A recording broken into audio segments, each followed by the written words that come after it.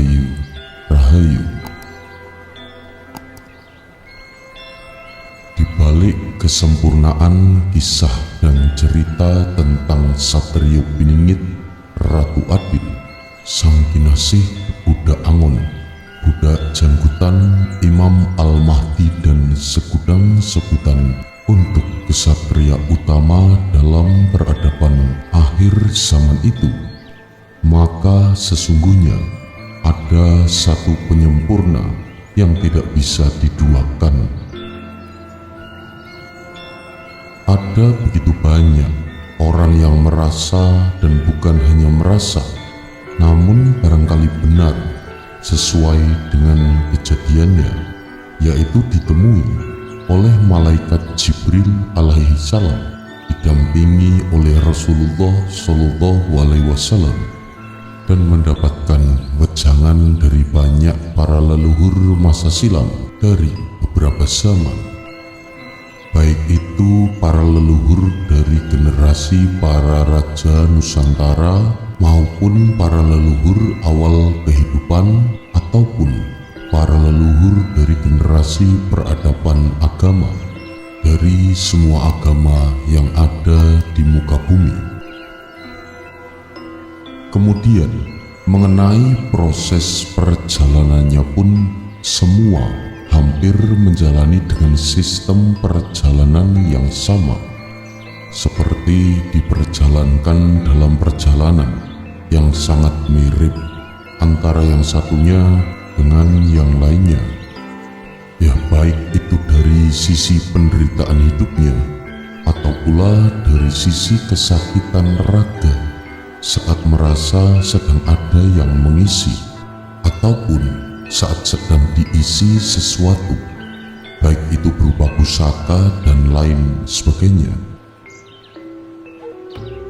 Dari sekian banyak orang-orang yang merasa diperjalankan dalam perjalanan kehidupan di akhir zaman ini, yang masing-masing itu saling berdiskusi dan berkomunikasi, maka mereka menyadari bahwa ternyata kesamaan-kesamaan langkah perjalanan itu ditemukan, sehingga menggugah hati dan jiwa untuk tidak beraku sekali dalam menyikapi pengakuan-pengakuan yang terjadi. Ya, termasuk diantaranya adalah tentang wahyu-wahyu yang terkait dengan orang pilihan di akhir zaman itu, yaitu berbagai wahyu, dari mulai wahyu Nur Muhammad, wahyu Cokroningrat, dan masih banyak wahyu, baik itu yang diturunkan dari langit maupun wahyu yang pernah dipakai oleh para pendahulu.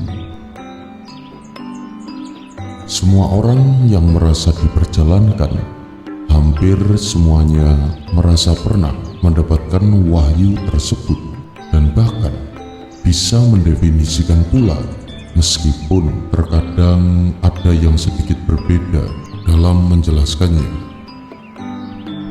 Namun, perbedaan penjelasan yang semacam itu tentu saja untuk saat ini adalah sebuah penjelasan yang masih dianggap benar semuanya.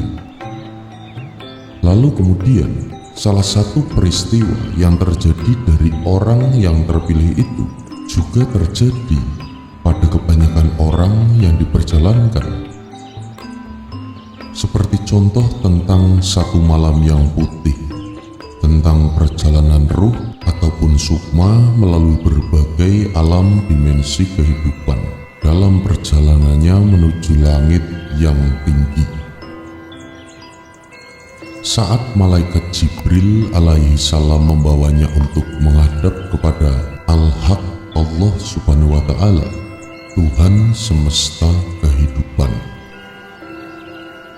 Nah, atas dasar kesamaan kisah dan cerita yang disampaikan oleh masing-masing orang yang diperjalankan itu, maka tidak bisa disimpulkan siapakah yang paling benar di antara kesemuanya itu.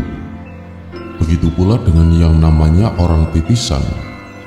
Semuanya pun hampir sama dengan kisah-kisah perjalanan orang-orang yang diperjalankan.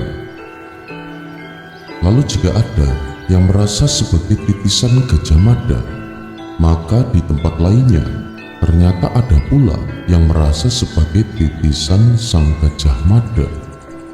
Dan itu berlaku untuk ruh-ruh yang berjiwa kesatria yang dilahirkan kembali seperti Mahapatih Gajah Mada ataupun Raden Wijaya Majapahit, Mas Karebet Mataram, Sayyidina Hasan radhiyallahu anhu, cucu Rasulullah Muhammad SAW, dari Sayyidah Fatimah Az-Zahra, dan tokoh-tokoh yang mempunyai cerita khusus dan kekhususan antar zaman, yaitu Ibu Ratu Pantai Selatan, Sabto Palon Noyo Genggong, Nabiullah Khidir alaihissalam, Sang Hyang Semar Budronoyo, serta tokoh-tokoh dari dinasti kehidupan pewayangan, yaitu diantaranya adalah Pandawa V, Adipati Karno, Dewi Srikandi, Dewi Drupadi, dan lain sebagainya,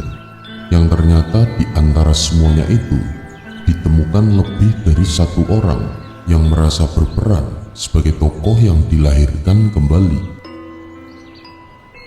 Kemudian ada juga tokoh yang sangat fenomenal, di mana ketika orang merasa sebagai tokoh tersebut, maka dia akan lebih banyak terlibat dengan urusan wanita, yaitu bagi orang-orang yang merasa sebagai titisan Bung Karno. Ya, di seluruh wilayah Nusantara ini, baik yang sudah diketahui karena pengakuan maupun yang diam-diam saja menjalankannya, ataupun bahkan yang telah mendirikan kasepuhan atas nama Bung Karno. Sebagai titisan Bung Karno, jumlahnya sungguh sangat luar biasa, bukan hanya berjumlah puluhan, bahkan hingga ratusan jumlah orangnya. Dan di antara masing-masing semua orang yang merasa ataupun yang mengaku sebagai titisan Bung Karno tersebut, tentu saja tidak bisa dikatakan mana yang benar atau yang salah, mana pula yang asli ataupun yang palsu. Sedangkan cerita dan kisah dari kemisterian kehidupan seorang Bung Karno, hampir semua orang yang merasa sebagai titisannya tersebut menguasai secara detail, meskipun juga banyak kisah dan cerita yang berbeda. Di balik kisah, banyaknya orang yang suka akan ketokohan seorang Bung Karno, ada pula banyak yang tidak menyukainya. Maka di balik perdebatan pendapat antara yang suka dan tidak suka itu, membuat nama Bung Karno itu selalu ada untuk diperbincangkan. Dari semua uraian yang telah kami sampaikan adalah sebuah uraian yang memperjelas berkenaan tentang keberadaan orang-orang yang diperjalankan sebagai bagian para kesatria yang akan berperan dan diperankan dalam peradaban kehidupan akhir zaman ini. Namun demikian, belum bisa ditentukan ataupun dipastikan kebenarannya di antara masing-masing semua orang yang diperjalankan itu. Begitu pula terkait dengan Sang Kinasih Satrio Piningit Sang Ratu Adil, maka sesuai dengan pembukaan yang telah kami sampaikan, bahwa pembuktian atau terbuktinya seseorang itu sebagai Sang Kinasih Satrio Piningit Ratu Adil, maka hanyalah satu kekuatan dan kekuasaan yang akan memberikan bukti kebenaran, yaitu kekuatan Tuhan semesta kehidupan. Sedangkan tata cara dan tata laksana serta proses menuju itu semua sudah berlangsung sesuai tahapan yang kami sampaikan. Demikianlah penjelasan kami.